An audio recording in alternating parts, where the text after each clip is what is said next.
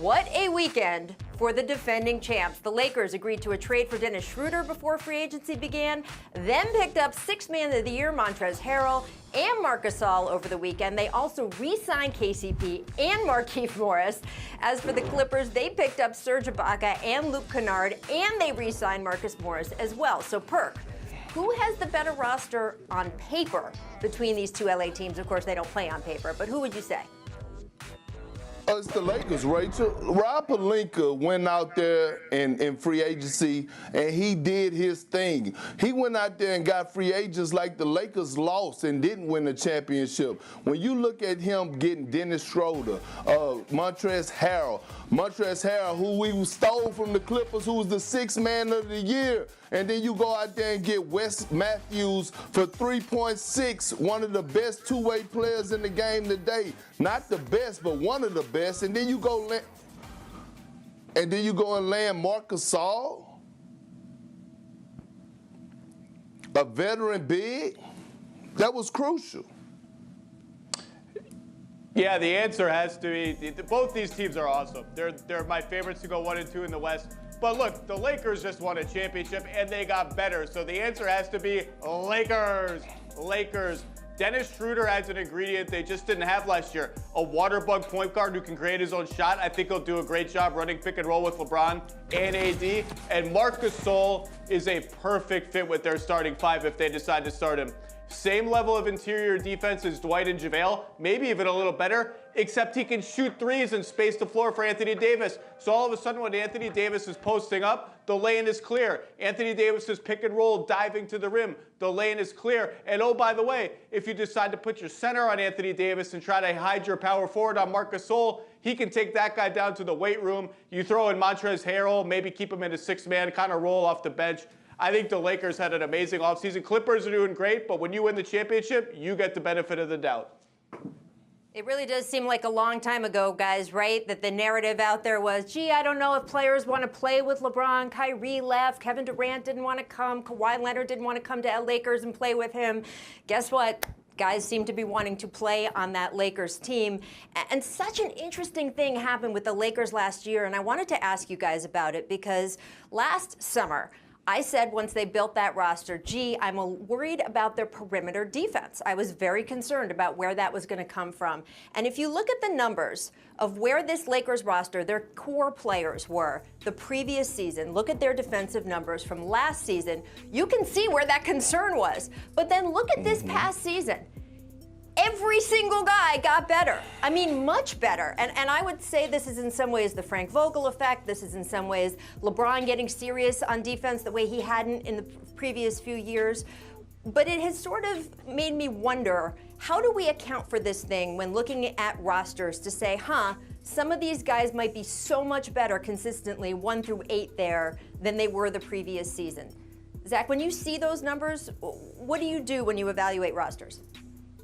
Well, a lot of those numbers, those are team defense or individual defensive ratings. Those are really heavily dependent on your team context. So when you add in Anthony Davis and you add in engaged LeBron James and you retool the team around them, everybody's defensive numbers are going to get better. So I don't put a huge amount of stock into those numbers. I just think the Lakers got better talent, including a defensive player of the year level player in Anthony Davis, a coach who's going to stress defense from day one. And they came out with the mindset of, we're building our team defense and out. And when you do all those things together, yeah, everybody's numbers are going to improve. I don't think, and everyone bought in. Guys who maybe hadn't bought in as much in the past bought in. So that's what happens, and I do think they can carry that over into this season. And as you pointed out, Rachel, their perimeter depth, just as good now as it was when they won in the bubble, maybe even better. And Zach, you hit a great point by bringing up Frank Vogel. When you look at Coach Vogel, especially when he was with the Pacers, they were always at the top defensively. So Frank Vogel brings that defensive mindset. And once he got LeBron James and Anthony Davis to buy in, then it's a ripple effect. Now you see Caldwell Pope, he's buying in on the defensive end. And then you seen Dwight Howard and JaVale McGee last year, the way that they had the defensive impact. But now you add Dennis Dennis Schroeder, who's a guy that could pick up 94 feet, who's feisty on the defensive end, who gets you extra possession, along with a guy like Montrezl Harrell. Look, we praise Montrezl Harrell about his offensive package and his 19 points a game, but he's great at taking charges. He's an underrated shot blocker. And then we all know locked in Marc Gasol, what he brings to the table, along with Wesley Matthews locking in on the wing position at $3.6 million. Hey, it looks like pure gold to me for the Los Angeles Lakers. And on the Clippers side, Serge Ibaka, I think, makes up for a lot of losses there. But, Zach, do you think they're done? Because a true floor general, it feels like they still need to fill out on that roster. Well, there just aren't a lot of those players left unless they want to re-sign Reggie Jackson. It's getting to be slim pickings. But to answer your question, no, I don't think they're done. And I don't necessarily think there's a move that happens now or maybe even before the season. But I don't think the Clippers, as they stand right now, first of all, they have to add a couple of players. Second of all, I just don't think this is going to be the team that is playing for the title or playing in the playoffs after the trade deadline. I think they'll tweak it a little bit, but Ibaka was a hugely important signing for them. I agree. Look, the Clippers dropped the ball. I thought they would be more aggressive this offseason. I thought that they would try to go out there and really pursue Rajon Rondo because that's what they're missing. They're missing that floor general. They're missing that veteran leader to be on the ball club, to be that guy who controls the locker room outside of basketball. But they didn't go out there and they didn't be aggressive. To me right now, the Clippers are losing, especially the L.A. battle, but they're losing in the free agency battle tremendously. Serge Ibaka was a good pickup, but they needed to add more pieces, and they're not getting it done right now. Well, they got time before. All right, guys. So much action over the weekend. The dust hasn't fully settled from free agency, but we still want your winners and losers. So, Jackie, we will start with you. Who is winning free agency? Oh, to me, it is most definitely the Lakers. You add Dennis Schroeder, you add Montrezl Harrell. I haven't read anybody that saw that coming. And then you add one of my favorite NBA players of all time, Marc Gasol, who I know is a little older. He's not going to, his three-point shooting's fallen off, but he's still one of the smartest, most savviest defensive players in the league. I picture him guarding Jokic for the Lakers when it comes time. I also love what Portland did in Atlanta. Those are my two runners-up.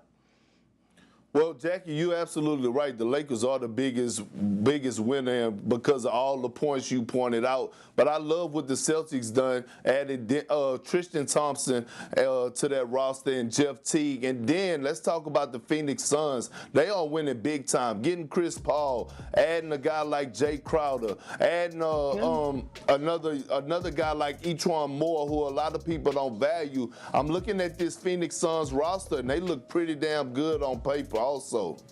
The Suns are such an exciting team going into this next season. It's so refreshing for Suns fans who have seen that team mismanaged for a very, very long time to be putting the right pieces together both last season and now going into this season. The Portland Trailblazers, I don't know how they could have done better considering what their roster is. The Lakers, phenomenal, considering especially that Montrezl Harrell is not only a good player to pick up, he's going to be better on your team than he was for the Clippers just because of the fit with Anthony Davis and some of the other players that can cover up for Montrezl's weaker defensive issues.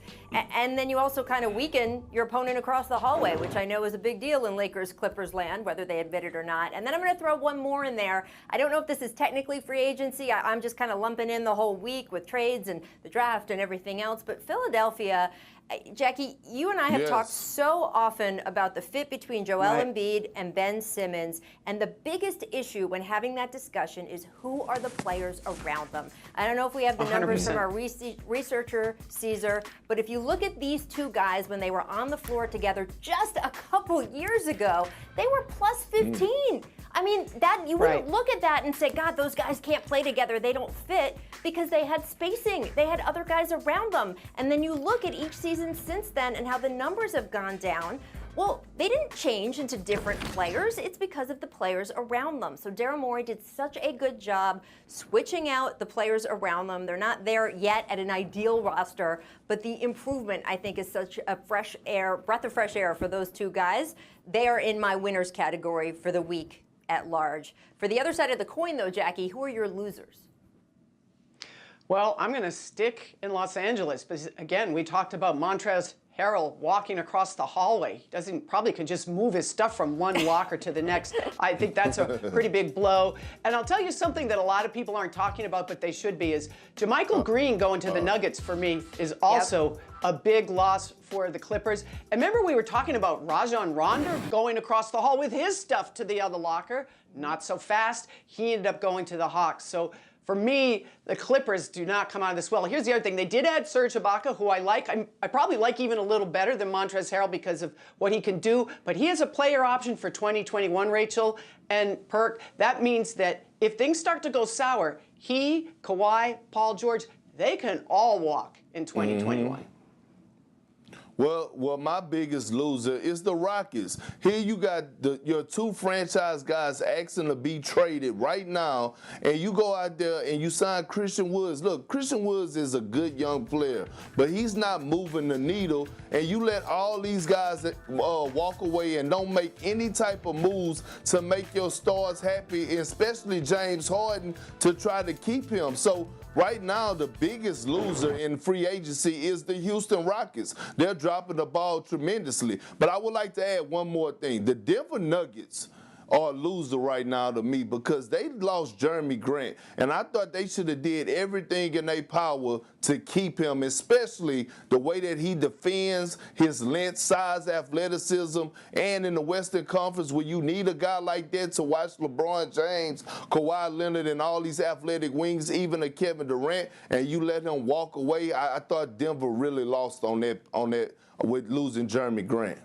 Perk, I'm a little surprised to hear you put the Celtics in the winners category. I like the Tristan Thompson signing too. I think that it fills a need for them. I think that he will be a good, active, dedicated player for them, except for a few spots, relatively injury-free. But do you think that the Celtics roster got appreciably better? Would you put them as a winner, Jackie, or would you put them more as neutral?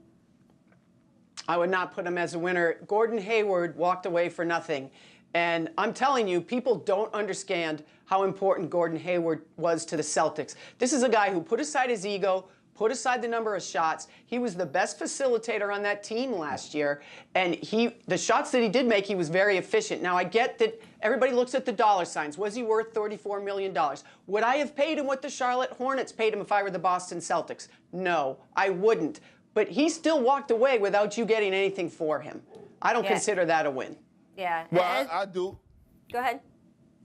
I do, Rachel and Jackie. I consider it a win because I'm going to tell you why. He walked away, and now give the keys to Jason Tatum and Jaylen Brown, and you still have Kemba Walker. So you still have a big three, and then you add a guy to the bench like Jeff Teague, who's capable of giving you 15 to 16 points a night. And then you add Tristan Thompson, one of the best guys at the center position that can anchor a defense, switch 1 through 5, is a lob threat at the basket, a center that they've been missing that the Celtics been needing. He brings us a certain type of tenacity. So I understand losing Gordon Hayward was a little blow. But moving him out the way so that Jaylen Brown and Jason Tatum could now flourish and take over, that's a huge win to me. And I really think that these guys could get it done. Well, time will tell, Perk. If you're right, we'll see. It's a competitive Eastern Conference. You've got Brooklyn that we know will get better with Kevin Durant coming back and Kyrie healthy.